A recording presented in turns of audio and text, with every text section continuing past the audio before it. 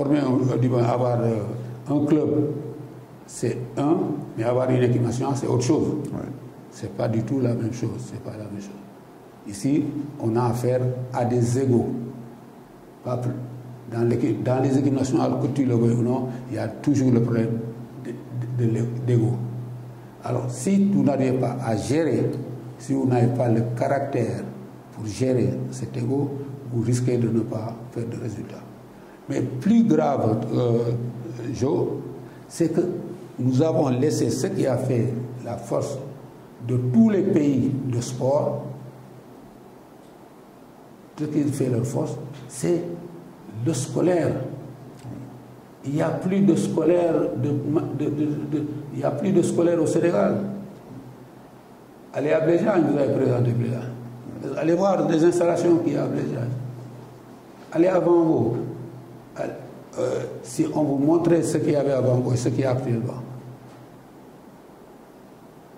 Chaque après-midi, dans les écoles, les gens descendaient à 17h pour donner la chance aux jeunes de faire du sport entre 17h et 19h. Ici, les gens, ils descendent maintenant à 19h. La plupart des emplois étant dans les écoles, c'est à 19h. En plus, on construit des établissements sans structure, sans infrastructure. Tous les établissements, toutes les universités qui se sont construites depuis quelque temps n'ont aucune infrastructure sportive. C'est pas normal. Les États-Unis, que vous connaissez, où vous avez vécu, où vous avez été étudiant, vous savez que dans ces pays des États-Unis, les gens ils jouent du primary school jusqu'à l'université. Absolument. Le gosse, il fait un peu de tout jusqu'à 13 ans où il fait une option. Ouais. Ici, tu ne peux plus l'avoir parce que le gosse, il n'a aucune infrastructure au niveau de son établissement. Il ne peut pas jouer au basket. Il peut jouer au football parce qu'il y a du sable partout. Il ne peut même pas faire du handball.